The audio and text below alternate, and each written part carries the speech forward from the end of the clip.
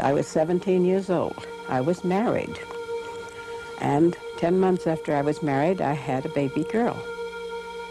She was very ill, very jaundiced, and the doctor told me, the OBGYN who had delivered her, told me that if I ever had another child, I would die.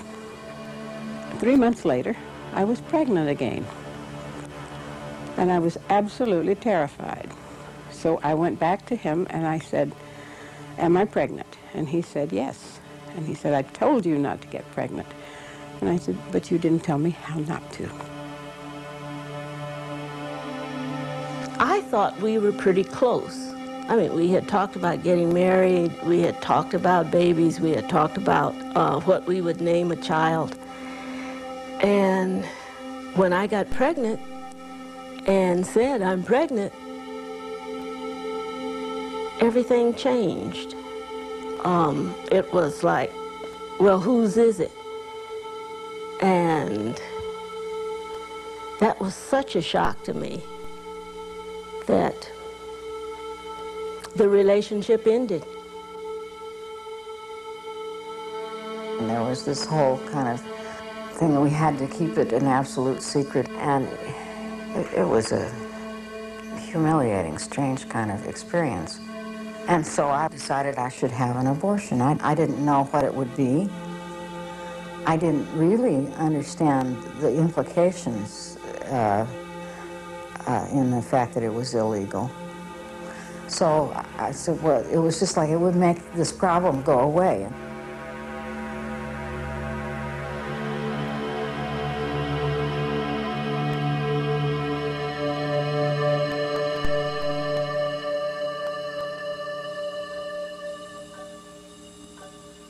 Until the mid-1800s, abortions were legal and available in the United States. Both the state and the church permitted abortions if they occurred before quickening, when the mother first perceived fetal movement. In 1847, the newly formed American Medical Association began a campaign to professionalize medicine by outlawing what it called quackery. Included in its ban were midwives and herbalists who had provided abortion and maternity care in their communities for centuries.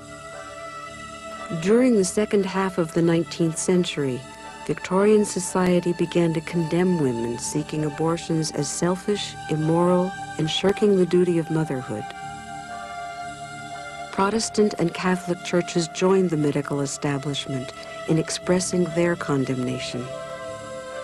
Meanwhile, legislation restricting abortion continued to spread, and by the turn of the century, both birth control and abortion were illegal in most states. If a woman needed medical treatment after a botched abortion, she faced a humiliating and dangerous situation. Even though infected and bleeding, she was often required to testify against her husband or lover and the abortionist before she could receive medical care. Believing I am about to die, make this my ante-mortem statement. I became acquainted with John Schockweiler. I had sexual intercourse with him, and in the month of May, I noticed that I was pregnant. I, Cora Alice Grimes, about to die, make this statement. On the 2nd day of July, 1896, James Dunn, a retail merchant, gave me a packet of calomel. I took 2 doses of the calomel. I, Renetta Parker, am about to die. I went to visit Dr. Well into the 20th century, a climate of fear prevailed. I went to medical school in New York City in the 50s when abortions were illegal, and every day the city hospital that my medical school staffed would have 20 or 30 women come in infected and bleeding and dying from abortions that they had induced themselves, and the coat hanger trick was used, or they had a friend that had a catheter and they'd leave the catheter in until for a day or two, and she was bleeding and cramping, and they'd come in, and that's not an exaggeration. I think it was true in any major city area in this country in the 50s. Okay. When we got them, we received them like with a temperature of 105. No one is. Bleeding. Totally infected. We had some die in shock because they did not tell the truth, and they was afraid to tell the truth as to what had happened, because they knew it was illegal, and they felt like we were only getting the information to report them to the police. It's like turn me in, that I aborted myself. They was just plain housewives who felt like, I can't afford another child. I couldn't have that baby, because if I did, and I died, who would take care of the little baby I had? And so I asked the young women where I worked at a Walgreens drugstore, and I asked them if there was somebody who could help me do something. You didn't say the word abortion in those days. And they knew what I wanted. And they sent me to a woman, and she told me that she would do it for $50.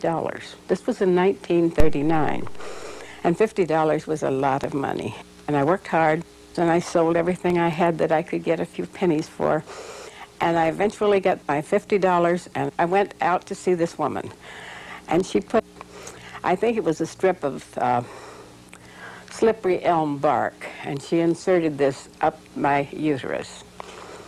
And she said, now you go home, and that will swell up, and you will have pain, and you will probably have some temperature, but you will have a miscarriage.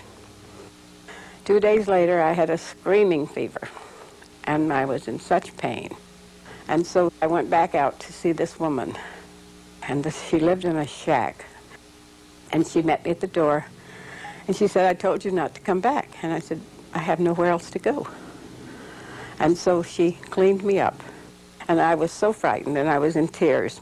And she put her arms around me like that, and she just held me up to her chest for a minute, and she said, honey, did you think it was so easy to be a woman? I'll never forget that. Never forget the kindness of that woman, even under those terrible circumstances. And so she said, this time you go. She gave me some aspirin. She said, don't you ever come back again. And that was the last I saw of her. And I had a roaring fever for about 3 or 4 days, and then I got better. And I went back to see my doctor when I got the money for the visit. And I told him, I said I had something done. And he said, well, I figured a smart kid like you would figure a way out of it. And I looked at him then, and I thought, how could he? How could he? This was a man trained and licensed, and he turned me away. And I had to go out and find this woman to do this. And it was to save my very own life. The day came, and they took me to a motel several miles from Boise. It was a dirty motel, and I was alone with this woman, and I remember what she looked like really well. She was dirty too,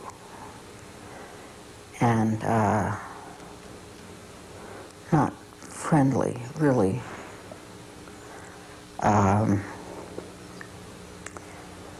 Divorced from the proceedings, and she gave me a cervical puncture, and I remember the steel tool, you know. And then she told me to go, and that there would be blood, but it would be all right. But the fact is that I didn't abort, and I just bled a lot, and it was incredibly painful, and I got a bad infection. And they started looking for a doctor because I just kept bleeding and bleeding and not aborting. And finally they found a doctor. He gave me some medication to make me abort. And I aborted at home, just so that if he were caught, he would be able to prove that the process had been initiated before he became involved. And he explained that to me, that he wanted to be able to help other women who found themselves in my position, and that the only way he could protect himself was that. And so that was, I had to do that alone.